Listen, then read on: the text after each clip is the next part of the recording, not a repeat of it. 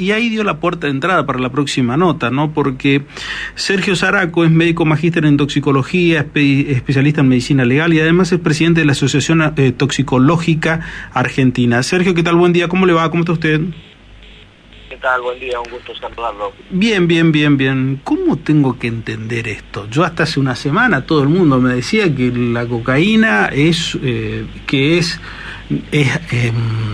veneno, que la cocaína es malísimo, y ahora me dicen cortan con veneno, cortan con no sé qué otra cosa, sustancia nueva. La cocaína ya es mala y ahora viene envenenada, todo con un mensaje que yo lo miro, prendo la tele, prendo la radio, miro internet, miro un portal y me llega por todos lados. ¿Esto cómo lo veo yo? Tiene que ver con estos graves problemas de comunicación que tenemos en nuestro país, a veces de no llamar las cosas realmente como son. Y tener en cuenta que sin lugar a dudas, la cocaína, que es el clorhidrato de cocaína, que se extrae de una planta, que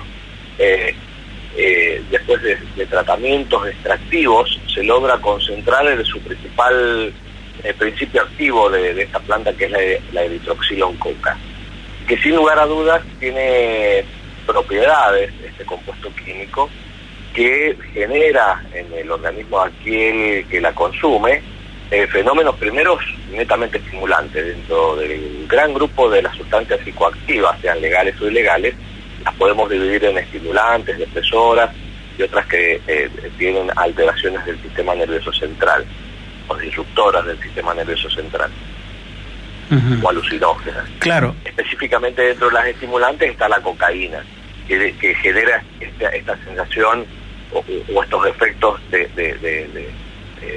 potencia o omnipotencia, sobreestimulación, que es lo buscado, lo deseado, lo que siente aquel que la consume, que esto es producto de una gran liberación de adrenalina, que es este neurotransmisor que tenemos todos, que nos prepara para ciertas situaciones de riesgo, o ante situaciones de estrés, o ante una situación históricamente para la lucha. Hay un pool de adrenalina que nos prepara para esta situación. Por eso esta gran cantidad de adrenalina que se libera, producto del consumo de cocaína, es lo que produce que se dilaten las pupilas, que los músculos estén mucho más tensos, que aumente la frecuencia cardíaca, la presión arterial, que es esto que hace la adrenalina para prepararnos históricamente en el reino animal para una situación de estrés, de defensa o lucha. El hecho es que sumado a esto es el daño directo que produce a nivel del sistema vascular, es decir, los vasos arteriales, donde acelera los procesos ateroscleróticos, es decir, que en corazones muy jóvenes tenemos un daño severísimo, que esto se traduce en el aumento que venimos viendo año a año del riesgo de infartos y accidentes cerebrovasculares en pacientes por debajo de los 30 años, sumado a que este efecto de estimulación y alteraciones que producen otros neurotransmisores, la cocaína también, altera la conducta y el comportamiento de aquellos que las consumen, produciendo fenómenos de ideación suicida, de fenómenos de paranoia, de conductas de agresividad, que eso lo vemos a veces en estas situaciones, que muchos delitos se observan, donde alguien en una situación de lucha, en lugar de un solo golpe,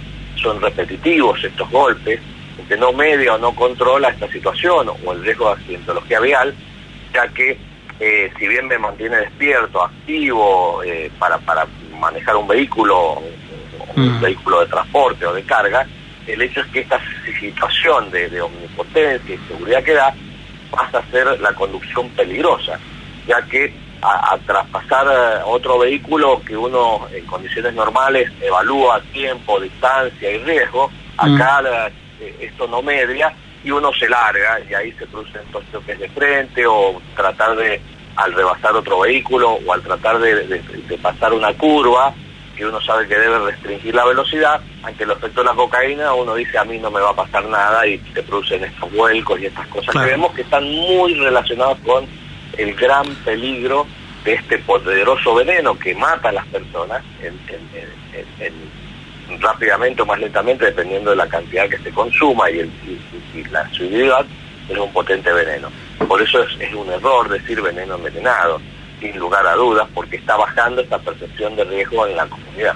Ahora, cuando escuchás que algunos aprovechan para meter la discusión sobre la liberación de la adquisición de las drogas, especialmente la cocaína o quizás de la marihuana también, ¿qué opinión te merece?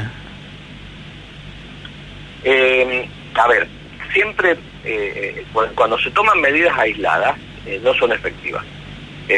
Y acá a veces son aquellos que escuchan algo o ven algo de otro país y lo toman y lo promueven. El hecho es que a veces estas medidas son sistemáticas, es decir, hay todo un procedimiento que debe llevarse adelante para poder llegar a esta situación que sea exitosa. Así tenemos que lo primero y lo fundamental para hacer estas políticas de prevención o reducción del riesgo del consumo de sustancias tienen que ser en forma ordenada y tener una lógica para llegar a un resultado final exitoso. Lo primero y fundamental es trabajar en la educación, que esto es desde muy temprana edad, ya en los colegios primarios, es empezar a hablar del tema y hacer entender a los jóvenes, a los niños, qué son las sustancias, qué riesgos generan, es lo que se conoce como generar esta percepción del riesgo. Esto es todo un proceso, por ejemplo se hizo con el tabaco, que fue muy exitoso, comprendiendo que ya ningún joven hoy desconoce cuáles son los riesgos y las situaciones que hace el exponerse a este tipo de sustancias. Esto va llevando a que ante la oferta de esta sustancia, la gran mayoría o aquellos que tienen esta percepción de riesgo no van a incorporar este veneno o este tóxico a su salud porque tienen el conocimiento cierto y aprendido de qué genera. A esto se suma después que si yo tengo esta percepción, no es necesario después que lo esté prohibiendo. Pongo un ejemplo. Por ejemplo, en todos los supermercados hay raticidas, pero nadie va a comprar raticidas para desayunar o almorzar, porque reconoce y sabe cuál es el riesgo de exponerse a esta sustancia. Y que esto no hace falta que haya una prohibición, sino que están liberados más en un supermercado, donde están los alimentos y lo que nos proveemos todos los días. Ahora, puede haber algunas personas que vayan y compren este raticida por un fenómeno de salud mental, por situaciones de autoeliminación o ciertos problemas en su salud mental que llevan a este consumo intencional de la sustancia más allá de las consecuencias. Entonces ahí es donde entra esta otra política que han tratado de poner también aisladamente, que es reducción del daño. Es decir, aquellas personas que conociendo el riesgo, que habiendo trabajado fuertemente en el conocimiento que hay, que en la gran población no incurren a este consumo, hay algunos que con algún problema de salud mental o alguna situación particular siguen incurriendo en este consumo. Ahí la reducción de daño tiene que ver en acompañar a estas personas y tratar que si van a incurrir en este consumo, lo hagan en forma controlada para que no pongan en riesgo su vida y no pongan en riesgo a la vida del resto de la sociedad. Entonces, esto de entender cuando es manejado en forma ordenada, organizada, de mantener el tiempo, que sí podemos hablar de medidas de reducción de daño, que lo ideal sería es reducción del riesgo, y por el otro lado es que se podría liberar porque yo puedo tener libremente, como el ejemplo que les daba, sin ningún riesgo de que va a aumentar. Pero si yo lo hago en este momento, donde hay una bajísima percepción de riesgo, sin duda el resultado final va a ser que va a aumentar, como ha sucedido en muchos otros países, en donde al liberar ciertas sustancias que estaban controladas, aumenta significativamente el consumo. Sergio, ¿te sorprende la cuestión de la edad? Que cada vez se encuentra y se observan más personas que se inician en esto de mayor edad, cuando antes había una suerte de parámetro social que decía que exclusivamente era una cuestión de jóvenes. A ver, no es de jóvenes, o sea, lo que es preocupante es que baja la edad de consumo. Esto es todo el resultado de la ausencia de estas políticas de generación de percepción de riesgo que existe en la comunidad. nosotros antes teníamos que la edad de inicio de consumo era por arriba de los 15, 16 años, hoy ya es en los 13 años. Pero que este consumo está estrechamente relacionado al tipo de sustancia. Generalmente, porque también hay una situación que aquel que consume la sustancia lo puede hacer por imitación de sus pares, o lo puede hacer porque se ha naturalizado en la sociedad, o por imitar, que si no hay ciertas condiciones individuales, genéticas o de predisposición que podemos tener como para cualquier otra situación o enfermedades, o sea, hay un componente biológico de cada uno de nosotros que nos hace más o menos vulnerables o sensibles al consumo de una determinada sustancia o medicamento. Esto es general. Existe también condiciones psicológicas y sociales que pueden predisponer o no a que haya mayor riesgo de terminar en una situación de dependencia o adicción. El hecho es que ante las situaciones que tienen, por ejemplo, los adolescentes, propios de su edad, de angustias, ansiedades, potenciado mucho por lo que hoy hemos vivido con esta pandemia, donde perdieron actividades sociales, grupales, de divertimento y demás, facilitan al consumo de sustancias que le hacen mitigar o paliar parte de ese síntoma o ese cuadro de ansiedad, angustia, de desasosiego. Por eso en esos grupos etarios hay mayor consumo de sustancias que son más bien depresoras o ansiolíticas, como es el alcohol o el cannabis. Ahora, en lo que hace a otras actividades o en otras edades, donde producto también de lo que hablamos, estos cambios sociales, estos cambios de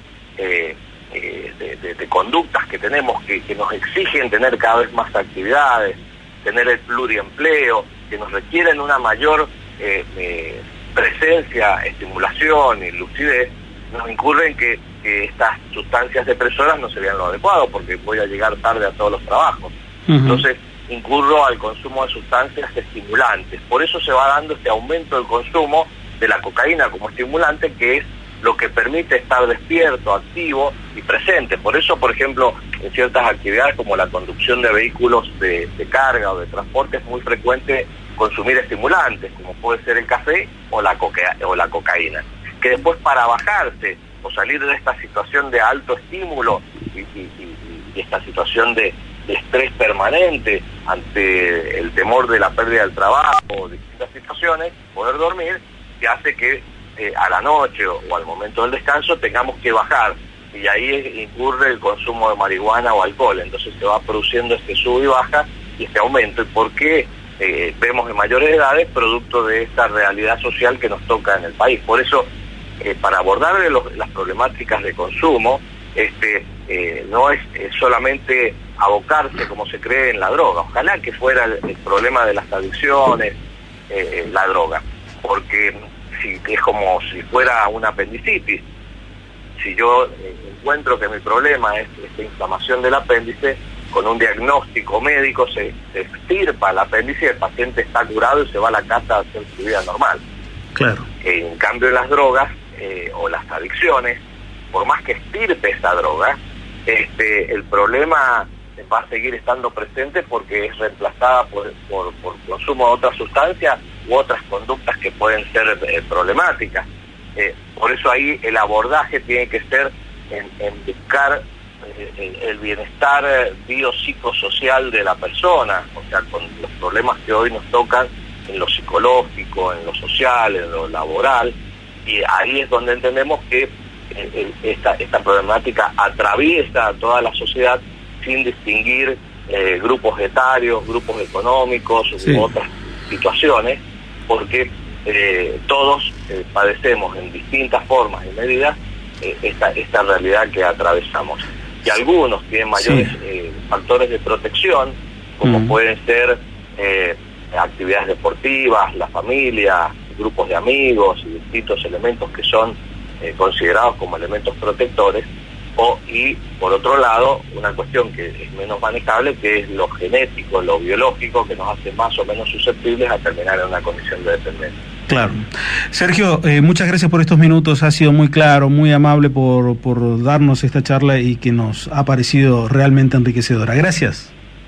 Al contrario, agradecido y ver y entender y lograr que en algún momento se decida manejar realmente en serio esto que no solamente nos está afectando el presente, sino que está haciendo un daño que no es cuantificable a futuro, porque lo que está destruyendo son las capacidades y conductas de los jóvenes y niños que son el futuro que va a tener nuestro país. Tal cual, es así. Gracias, Sergio, un abrazo. Sergio Zaraco, mejor dicho, médico magíster en toxicología, especialista en medicina legal y presidente de la Asociación Toxicológica Argentina, sobre lo que ha sido uno de los temas de la semana, la cocaína, que algunos decían cocaína envenenada, nada más y nada menos.